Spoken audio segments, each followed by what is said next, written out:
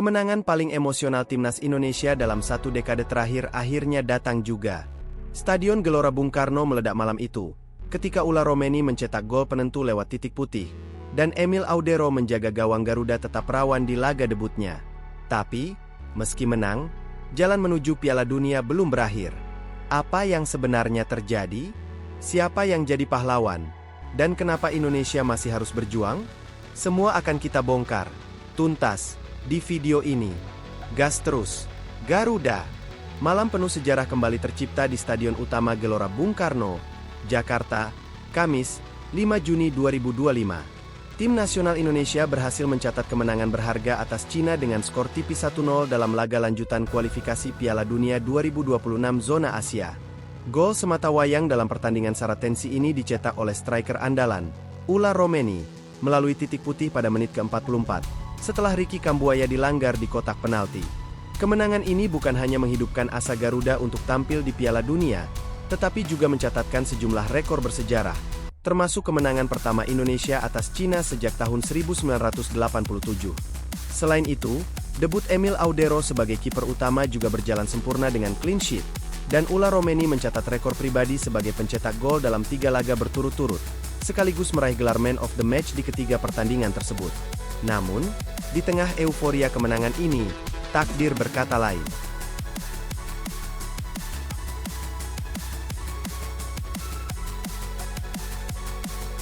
Hasil laga lain di grup antara Jepang dan Australia membuat Indonesia belum bisa langsung melaju ke Piala Dunia 2026. Jepang yang secara mengejutkan kalah dari Australia dengan skor identik 0-1, harus merelakan posisi kedua ke tangan Socheros. Alhasil, Garuda harus kembali berjuang di ronde keempat kualifikasi yang akan digelar Agustus mendatang. Sejak sore, kawasan Stadion Utama Gelora Bung Karno sudah dibanjiri puluhan ribu supporter merah putih. Antusiasme pecinta sepak bola tanah air memuncak setelah penampilan heroik Indonesia di laga-laga sebelumnya melawan Bahrain dan Australia.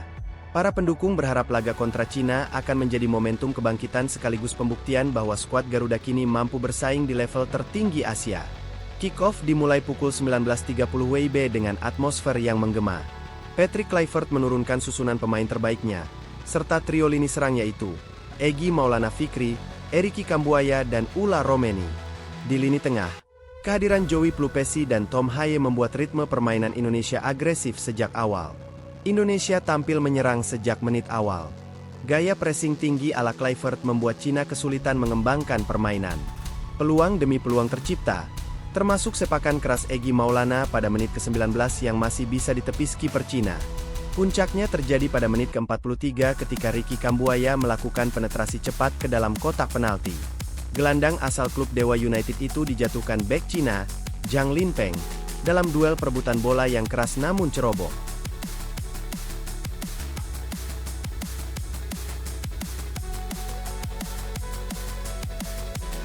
Wasit asal Uzbekistan tanpa ragu menunjuk titik putih.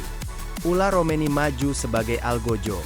Dengan tenang, pemain kelahiran Belanda ini mengarahkan bola ke sisi kiri bawah gawang dan mengecoh kiper. Gol! GBK meledak dalam sorak-sorai. Skor 1-0 untuk Indonesia bertahan hingga jeda turun minum. Memasuki babak kedua, Cina meningkatkan intensitas serangan. Mereka mendominasi penguasaan bola dan mencoba membongkar pertahanan Indonesia melalui sisi sayap. Namun, koordinasi lini belakang yang digalang Jai Itzes, Justin Hubner dan Rizky Ridho tampil solid sepanjang laga. Emil Audero, yang menjalani debut perdananya bersama Garuda, tampil luar biasa. Beberapa kali ia melakukan penyelamatan krusial, termasuk menepis sundulan keras Wulei pada menit ke-71 dan menghalau tendangan bebas Yan Junling pada menit ke-88. Penjaga gawang yang baru menyatakan kesetiaan kepada Indonesia awal tahun ini, menutup laga dengan clean sheet gemilang. Sebuah debut yang tak hanya impresif secara statistik, namun juga emosional bagi pendukung Indonesia. Kemenangan atas Cina ini menjadi momen bersejarah bagi timnas Indonesia.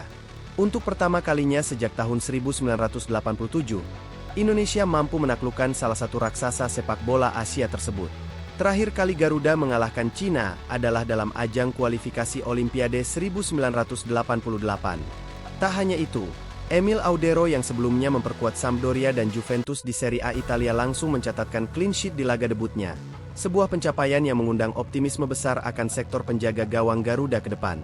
Sementara itu, Ula Romeni kembali membuktikan dirinya sebagai striker paling mematikan yang dimiliki Indonesia saat ini.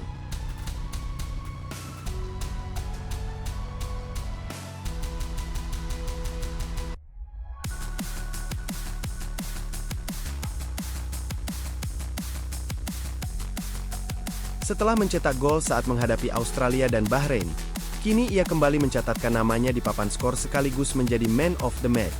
Total, dalam 3 laga terakhir, ia mencetak 3 gol dan memenangi 3 penghargaan pemain terbaik. Hasil lain yang menentukan, Jepang tumbang, Australia lolos.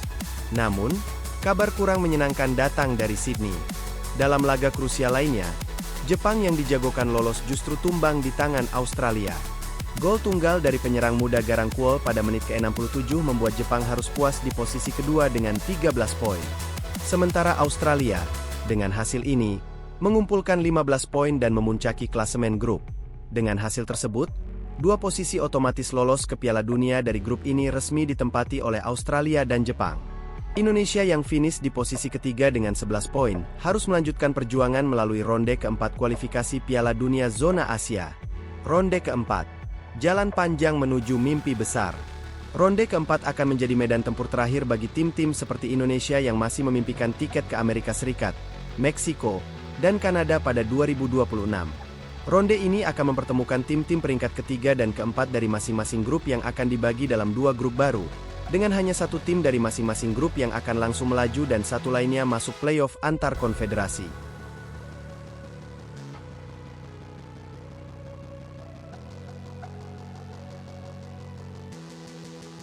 Indonesia dipastikan akan tergabung bersama tim-tim tangguh seperti Uzbekistan, Irak, Oman, dan Korea Utara. Format yang dipakai adalah round robin mini dengan sistem kandang tandang yang akan digelar sepanjang Agustus hingga November 2025. Patrick Kluivert menyadari tantangan ke depan tak mudah. Dalam sesi konferensi pers pasca laga, pelatih asal Belanda itu menegaskan bahwa kemenangan atas Cina adalah langkah penting, namun bukan tujuan akhir. Kami sangat bangga dengan apa yang telah kami capai malam ini. Tapi saya katakan pada para pemain di ruang ganti, perjuangan sesungguhnya baru akan dimulai Agustus nanti, ucap Kluivert. Performa Indonesia sepanjang babak ketiga ini patut diapresiasi. Dari 6 laga yang dijalani, Indonesia meraih 3 kemenangan, 2 imbang, dan hanya 1 kekalahan. Dengan produktivitas 8 gol dan hanya kebobolan 4. Lini pertahanan yang dikomandoi Jai Idzes dan kehadiran Audero memberi harapan baru. Namun, beberapa catatan evaluasi tetap perlu diperhatikan.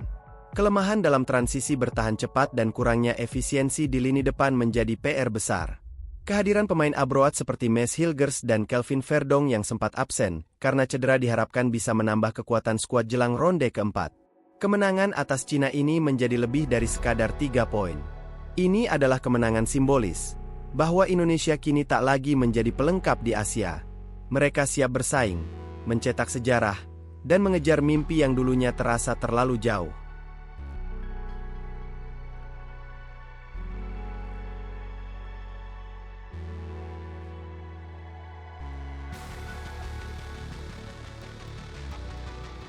Stadion Gelora Bung Karno malam itu menjadi saksi kebangkitan Garuda yang tak gentar melawan tim manapun. Dengan komposisi pemain yang makin matang, pelatih berpengalaman, dan dukungan supporter yang luar biasa, mimpi tampil di Piala Dunia bukan lagi ilusi. Kini, tinggal 1 ronde lagi, dan seluruh bangsa Indonesia bersatu mendukung. Agustus akan datang, dan Garuda akan terbang lagi. Tapi malam 5 Juni 2025 akan terus dikenang sebagai malam di mana sejarah ditulis ulang, dengan 1 gol, 1 clean sheet, dan sejuta harapan. Jadi itulah kisah penuh emosi kemenangan Indonesia atas Cina, bukan cuma soal 3 poin, tapi juga tentang sejarah, harapan, dan mental juara yang terus tumbuh. Emil Audero mencetak debut impian, Ula Romeni terus membuktikan dirinya sebagai predator baru Asia, dan Garuda semakin percaya diri menatap masa depan. Tapi perjuangan belum selesai, ronde keempat menanti, dan kita semua tahu, mimpi ke Piala Dunia tak akan diraih tanpa kerja keras. Kalau kalian percaya Indonesia bisa tembus Piala Dunia 2026, tulis di kolom komentar, Garuda menuju dunia.